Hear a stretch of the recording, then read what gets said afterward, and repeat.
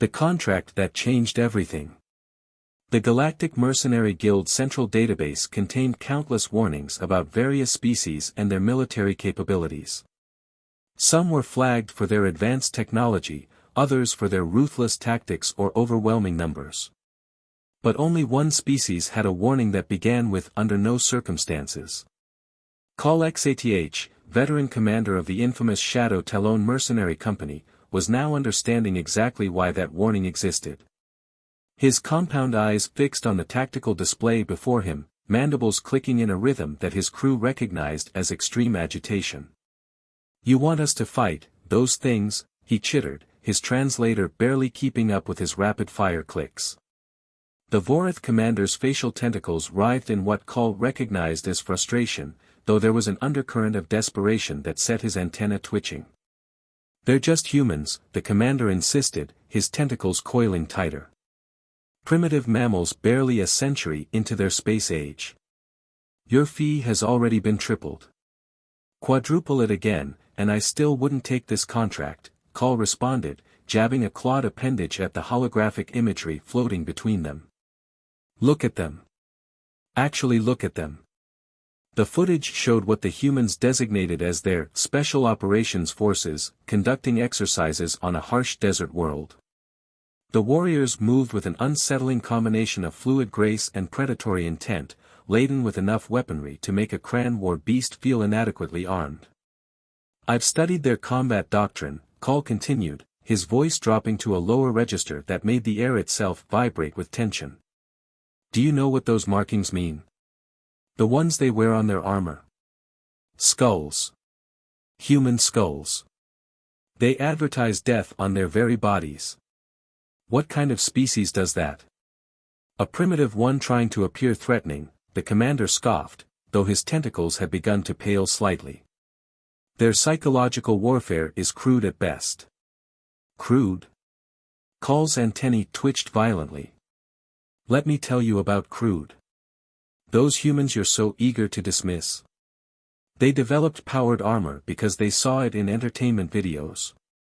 They created plasma weapons because they thought they looked cool in games. Their entire military-industrial complex is driven by the question, wouldn't it be awesome if?"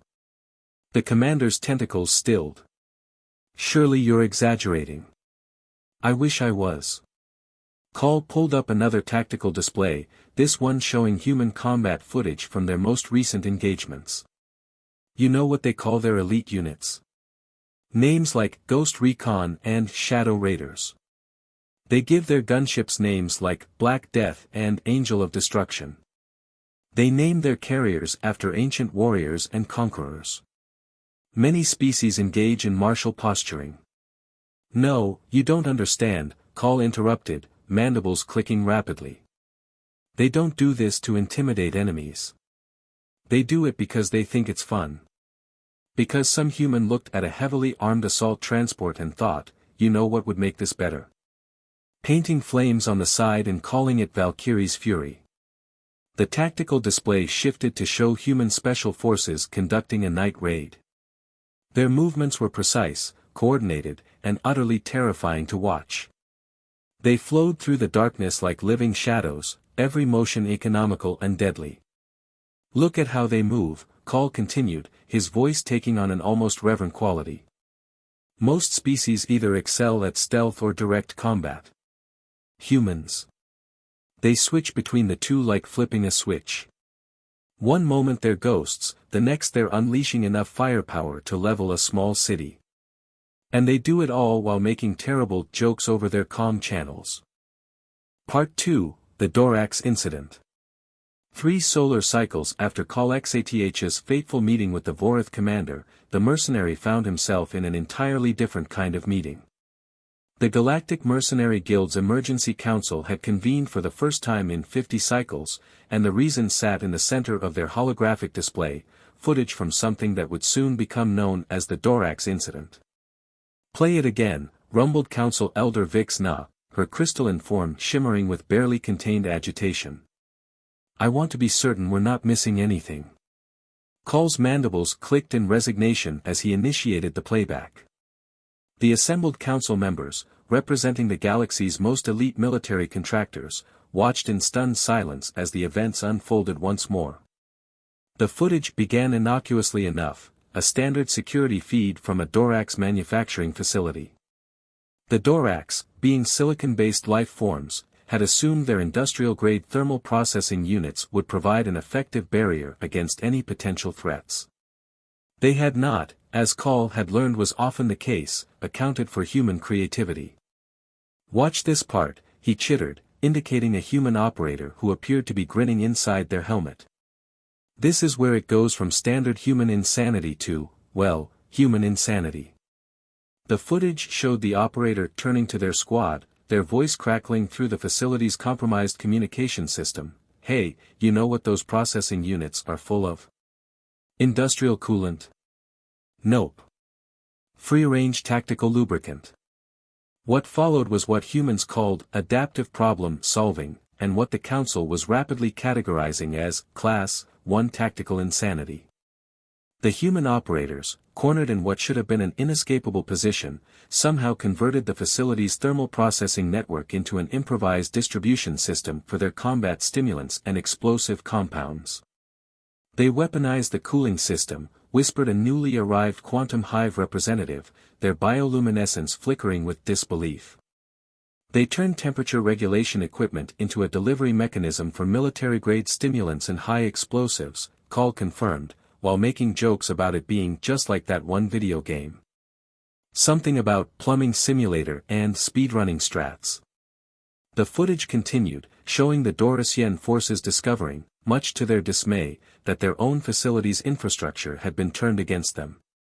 The human operators had essentially created what they cheerfully called a base-wide party delivery system. Order up. One extra spicy combat cocktail coming right up. Don't forget to tip your server. The sound of explosions mixed with human laughter as stimulant-laced vapor filled the facility's corridors. "But that's not even the worst part," Call continued, his antenna drooping. "Tell them about the maintenance drones, Zixvac." Zixvac, a veteran of 3 galactic conflicts and current head of tactical analysis, stepped forward. His carapace bore the scars of countless battles, but his voice trembled slightly as he spoke. They reprogrammed the facility's maintenance drones to play what they called entry music whenever they breached a new section. Apparently, it was for dramatic effect. The footage shifted to show maintenance drones bursting through walls while blaring what human databases identified as classical rock music. The operators could be heard arguing about the soundtrack selection between firefights. "Really, Jenkins? Highway to Hell again? It's a classic for a reason, Sarge." The council chamber fell into a stunned silence broken only by the sound of someone's environmental support system hiccuping in distress. "This," Call continued, "is why I've been advocating for updated protocols regarding human engagement. They don't just think outside the box, they redesign the box into a tactical delivery system, weaponize its contents, and set the whole thing to music." Elder Vixna's crystalline form pulsed with what might have been amusement or terror. It was sometimes hard to tell with silicon-based life forms. "And you say this was one of their tamer operations?" "According to our intelligence, yes." Call pulled up another holographic display, this one showing training documentation recovered from human military databases. "They've actually turned this incident into a teaching case. They call it Creative Resource Utilization 101, making the enemy's base your party venue." The footage showed the final moments of the operation, with human operators surfing on reprogrammed maintenance drones through corridors filled with stimulant-laced vapor, firing weapons akimbo while shouting quotes from their entertainment media. "Remember kids, don't try this at home unless you've completed the proper certification course." More laughter, more explosions. They recorded training videos afterward, Zixvac added quietly. "Complete with peer reviews and suggestions for alternative music selections for various tactical scenarios." "How many commendations did they receive for this?" asked a Marian warrior, their fur standing on end. "3, Call answered. 1 for mission success, 1 for creative resource utilization, and 1 for, and I quote, maintaining optimal morale through appropriate musical accompaniment. The council chamber erupted in a cacophony of clicks, whistles, and electromagnetic pulses as its members tried to process this information. Finally, Elder Vixna raised a crystalline appendage for silence. "What are your recommendations, Commander Call-XATH?" Call's compound eyes fixed on the still-playing footage, where a human operator was performing what they called a tactical backflip, while simultaneously hacking a security system and humming something called the A-Team theme. "First, we need to update our threat assessment protocols. Current models don't account for what humans call rule of cool, their tendency to attempt tactically questionable maneuvers simply because they think it would look impressive. Secondly," he continued, mandibles clicking in a pattern that indicated deep concern, "we need to establish new guidelines for facility security. Any system, no matter how mundane, must be treated as a potential weapon when humans are involved. They once used a colony's atmospheric humidity controls to create what they called a tactical smoke machine for their entrance." "And third?" Elder Vixna prompted. "Third, we need to seriously consider opening diplomatic channels with human special forces training commands. Because if we can't beat them, and the Dorax incident suggests we can't, we should at least try to understand them. Though I should warn you, their idea of diplomatic exchange might involve teaching us something they call parkour." The council's deliberation lasted for 3 full cycles. In the end, they unanimously approved Call's recommendations, with one addition: all mercenary facilities were to be equipped with high-quality sound systems. As one council member put it, "If we're going to be subjected to human combat music, it should at least be properly balanced with good bass response." As the council dispersed, Call remained behind, studying the footage one last time. Something about the humans' approach to combat both terrified and fascinated him. They didn't just fight, they performed. They turned battlefield chaos into choreographed spectacle. And somehow, impossibly, it worked. His mandibles clicked in what might have been amusement or resignation as he watched a human operator execute a perfect spinning kick while deploying explosives and humming something called Danger Zone. "Computer," he chittered, "begin compilation of human combat music database. We need to understand their artistic choices." As the computer began its work, Call couldn't help but wonder what the humans would do next. He had a feeling, deep in his thorax, that the Dorax incident was just the beginning. Somewhere out there, a human special forces team was probably looking at a perfectly normal piece of equipment and thinking, "Hey, you know what would make this awesome?" And that, more than anything, was why Call-XATH couldn't sleep during his rest cycle anymore. Part 3, Project Thunderstrike. Station 7 Echo's integrated combat training facility had seen its share of unusual sights over the centuries, but nothing quite like this. Call-XATH stood in the observation deck, his compound eyes struggling to process the scene below. "They call it tactical parkour," Zixvac explained, his antenna twitching with a mixture of horror and fascination. "Apparently, it's a crucial part of their urban combat doctrine."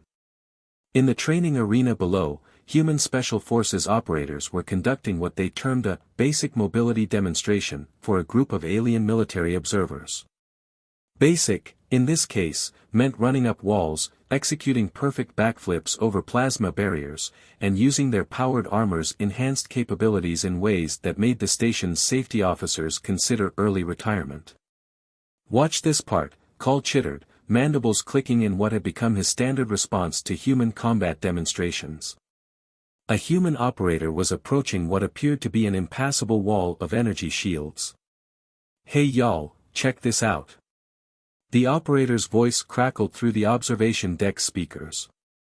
What followed was a sequence of movements that seemed to defy both physics and common sense. The operator used their armor's propulsion system to bounce between 2 shield walls, building momentum with each bounce until they reached a height that allowed them to somersault over the entire barrier complex. "They're showing off," grumbled a Marian combat specialist, their fur bristling with professional indignation. "No," Call corrected, "they're teaching. This is what they consider basic training. And that's why we're all here." The here he referred to was the first ever joint species combat integration program, or as the humans insisted on calling it, Project Thunderstrike. After the Dorax incident, the Galactic Council had finally accepted what Call had been arguing for cycles: if they couldn't beat the humans, they needed to learn from them. Speaking of Project Thunderstrike, Zixvac chittered, have you seen the latest training protocols? Call's antenna drooped slightly.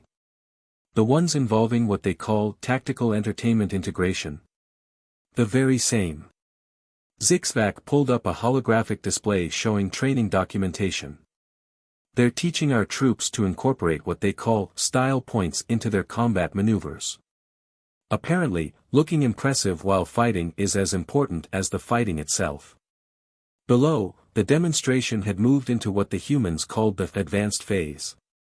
This seemed to involve even more impossible acrobatics, now synchronized to what human databases identified as epic battle music. Commander Call XATH. A human voice interrupted his observations. Call turned to find himself face to face with Captain Sarah Chen, the human liaison officer assigned to Project Thunderstrike. Despite being nearly half his size, she somehow managed to project an aura of controlled chaos that made his carapace itch. Captain Chen, he acknowledged, mandibles clicking in what he hoped was a respectful pattern. I trust the integration is proceeding according to plan. Chen's expression shifted into what Call had learned to recognize as a grin, a facial movement that, depending on context, could mean anything from friendly greeting to impending tactical insanity. Actually, that's what I wanted to discuss. We've been reviewing the combat data from the Dorax incident, and we think we've found a way to combine human tactical creativity with alien precision. We're calling it Operation Dance Revolution. Call's compound eyes fixed on the human captain. Please tell me that name doesn't mean what I think it means. Chen's grin widened. Remember how we used those maintenance drones as mobile sound systems? Well, what if we took that concept and applied it to entire battle formations? Synchronized combat movements, choreographed assault patterns, all set to what we're calling tactical beats. You want to turn combat into a dance performance? Zixvac's antenna curled in disbelief. Not exactly, Chen corrected. We want to use rhythmic patterns to coordinate multi-species combat teams. Different species have different natural combat rhythms.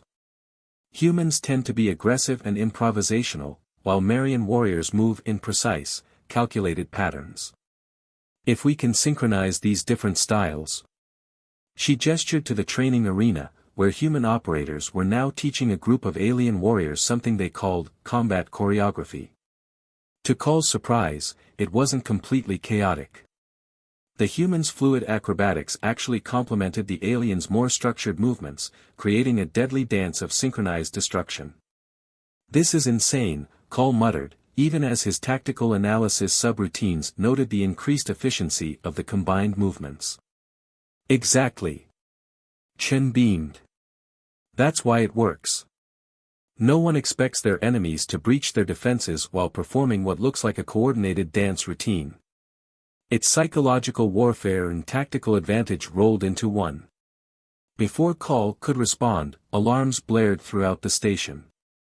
Emergency lights pulsed in a pattern that made his compound eyes ache. Attention all personnel, the station's AI announced, its voice carrying an unusual note of concern. Multiple unknown vessels have appeared in system. Their configuration matches no known species. They are not responding to hails and are approaching with weapons charged. Chen's expression shifted from excited to focused in an instant. Well, Commander, she said, pulling up a tactical display, looks like we get to test Operation Dance Revolution ahead of schedule. As Call watched the unknown vessels approach, he realized that the galaxy was about to witness something unprecedented, a combat force combining human creative insanity with alien tactical precision. And somehow, impossibly, he found himself looking forward to it. Captain Chen, he chittered, mandibles clicking in what had become his accepting the inevitable pattern, what music would you recommend for this situation? Chen's grin returned, now with an edge that would have made a Cran War beast nervous. Ever heard of something called Thunderstrike? As the station's defense forces mobilized, Call couldn't help but notice that the human operators were already synchronizing their suit systems to the beat. Next to them, Marian warriors were adjusting their combat stances to match the rhythm, while Quantum Hive drones pulsed their bioluminescence in perfect time. This, Zixvac observed, is either going to be the most impressive display of multi-species combat coordination in galactic history. Or, Call prompted. Or the most entertaining way to get us all killed. With humans, Call responded, watching as Captain Chen organized the combined forces into what she called tactical dance squadrons. Those might be the same thing. As the first waves of unknown vessels approached Station 7 Echo, the galaxy was about to learn an important lesson. There's nothing more terrifying than a battlefield where the explosions are synchronized to the beat. Part 4, The Symphony of Battle. Station 7 Echo's Central Command Center had never been this loud, or this coordinated. The sound of AC/DC's Thunderstrike echoed through every corridor, perfectly synchronized with the rhythm of plasma fire and explosive detonations. Call XATH watched in stunned amazement as Operation Dance Revolution transformed from what he had assumed was an elaborate human joke into something unprecedented in galactic military history. Contact, Sector 7. Captain Chen's voice cut through the controlled chaos. Quantum Hive units, light show in 3, 2, 1. The station's external cameras showed a squadron of Quantum Hive drones executing what they had dubbed a rave maneuver, their bioluminescent patterns pulsing in perfect synchronization with the music. The effect was both mesmerizing and tactically brilliant. The unknown enemy vessels' targeting systems couldn't compensate for the rhythmic light patterns. Now that's what I call a flash mob, Chen grinned, using terms that still made Call's universal translator glitch.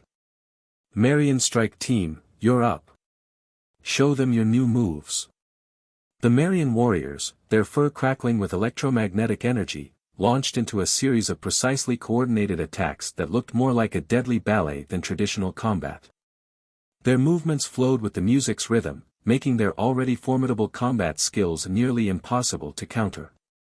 I can't believe this is actually working, Zixvac chittered, his antenna twitching in time with the beat despite himself. They're actually fighting better with the music than without it. It's not just the music, Call observed, his compound eyes tracking multiple battles simultaneously. Look at how the different species are complementing each other's movements.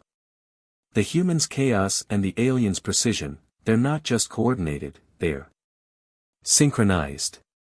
Chen finished, her grin widening as she watched a team of human operators executing what they called a tactical dance break, while Quantum Hive drones provided covering fire in perfect rhythm.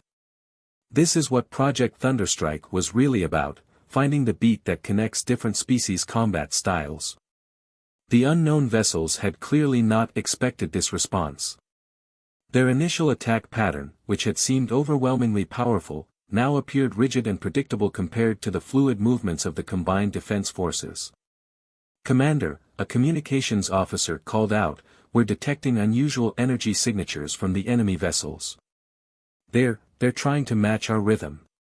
Of course they are, Chen laughed, though there was an edge to her amusement. Nobody can resist a good beat. Speaking of which, Jenkins. Time for that special maneuver we discussed. You don't mean. Call's mandibles clicked rapidly as he realized what was coming. Oh yeah, Chen confirmed. Hit it, Jenkins. The station's external speakers, originally designed for emergency broadcasts, began playing what humans called dubstep. Simultaneously, every maintenance drone on the station, reprogrammed according to what the humans called the Dorax incident playbook, activated their newly installed light and sound systems. What followed would later be described in official reports as a synchronized multi-species combat performance utilizing rhythmic tactical coordination and enhanced sonic warfare techniques. Unofficial reports would simply call it the most epic space battle rave in galactic history. The unknown vessels, their systems already struggling to cope with the combined attack patterns, found themselves caught in what one human operator cheerfully described as a sick beat drop. Their energy shields fluctuated in time with the base, their targeting systems confused by the pulsing lights and synchronized movements of the defenders. "This is either tactical genius or complete insanity," Call muttered, watching as a squad of human operators used their powered armor's jump jets to perform what they called a synchronized tactical backflip, while Marian warriors provided covering fire in perfect time with the music. With humans, Zixvac reminded him, it's usually both. As the battle reached its crescendo, something unexpected happened. The unknown vessels, their formations disrupted by the rhythmic assault, began moving in patterns that seemed almost familiar.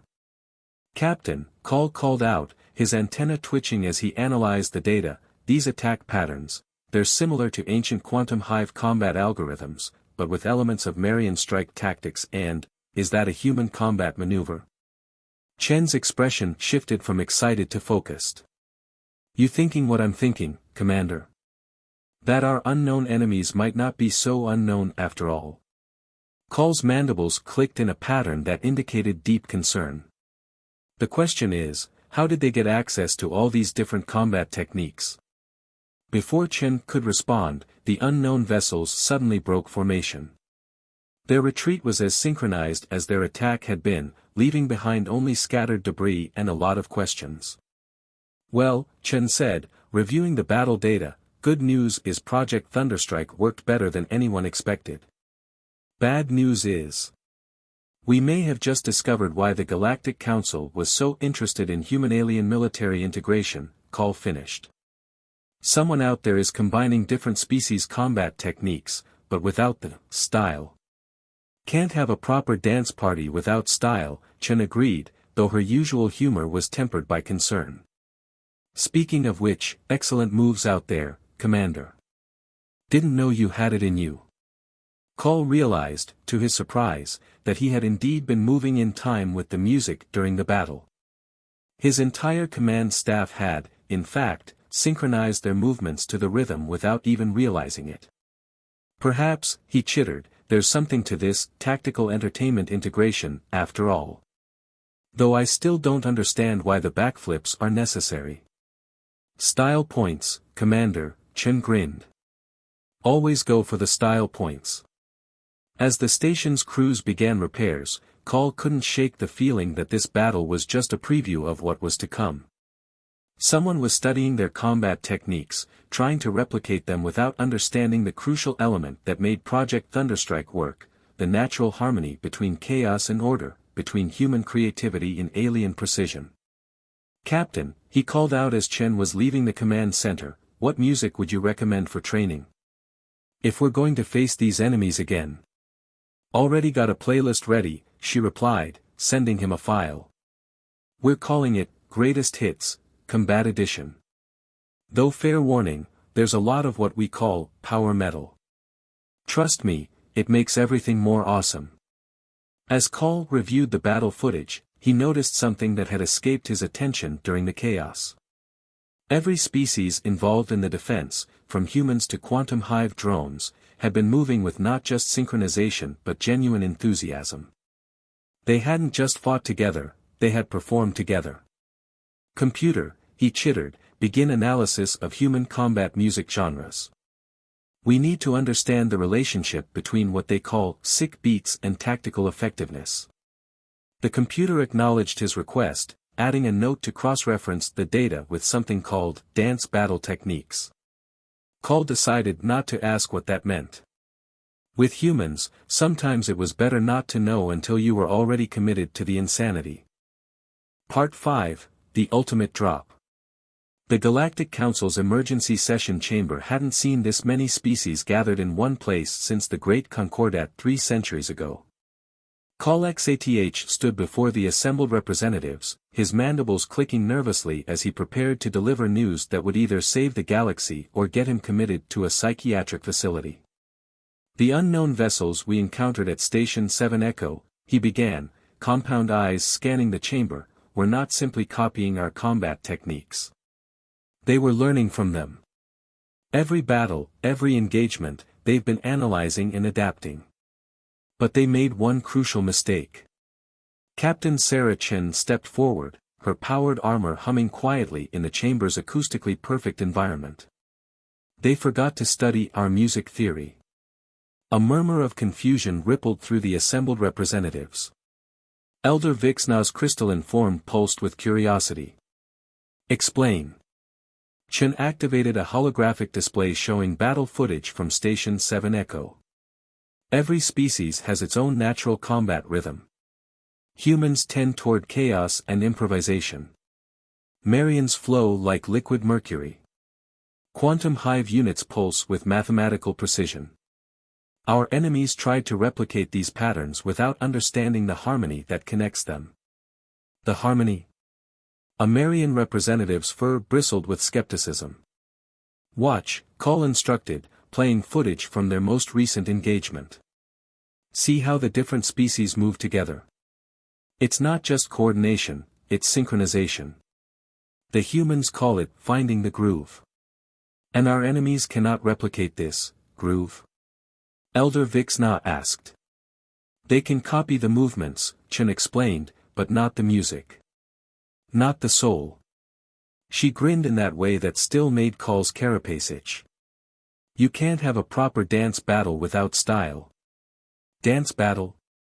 The chamber erupted in a cacophony of clicks, whistles, and electromagnetic pulses. You propose to defend the galaxy with dance? Not exactly, Call chittered, mandibles clicking in what had become his, trust me, this insanity actually works pattern.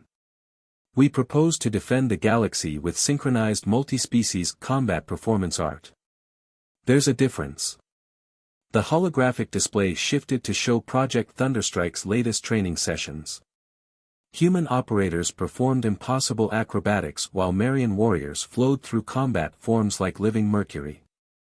Quantum hive drones pulsed their bioluminescence in complex patterns that matched both the rhythm of the music and the movements of their allies. Even the normally stoic Cran war beasts had learned to coordinate their charges with the beat. Our enemies are using advanced AI systems to analyze and replicate our combat techniques, Chen continued. But they can't replicate this. She gestured to footage of a joint human-alien squad executing what they called a tactical flash mob maneuver. They can't understand why we do backflips in combat, why we paint flames on our ships, why we synchronize our attacks to music. They see it as inefficient, illogical. It is inefficient and illogical, a quantum hive representative buzzed. Exactly. Chen's grin widened. That's why it works. They can't predict what they can't understand. And nothing is harder to understand than humans and aliens working together to turn combat into performance art. Before the council could respond, emergency alarms blared throughout the chamber. The holographic display shifted to show a massive fleet of unknown vessels emerging from hyperspace.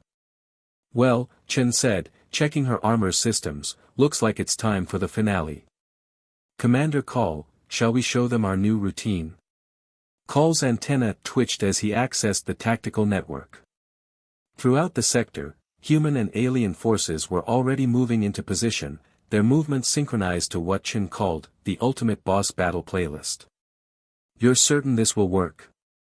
Elder Vixna asked, her crystalline form vibrating with concern. Absolutely not, Call replied honestly. But as the humans say, go big or go home. Captain Chen, what's first on that playlist? A little something called the final countdown, Chen replied, activating her armor's external speakers. Trust me, it's perfect for this situation. As the music began to play across all frequencies, Call watched in amazement as every ship, every station, every combat unit in the sector began moving in perfect synchronization. Humans and aliens, organic and synthetic, all finding their place in what Chen had dubbed the greatest combat choreography the galaxy has ever seen. The enemy fleet, despite its superior numbers and advanced AI, hesitated. Their analysis systems struggled to process the sight of Marian cruise ships performing barrel rolls in perfect time with the music while quantum hive drones created what they called a laser light show across the battlefield. Remember, Chen's voice carried across the tactical network, style points count double in the finale. Show them what Project Thunderstrike is really about.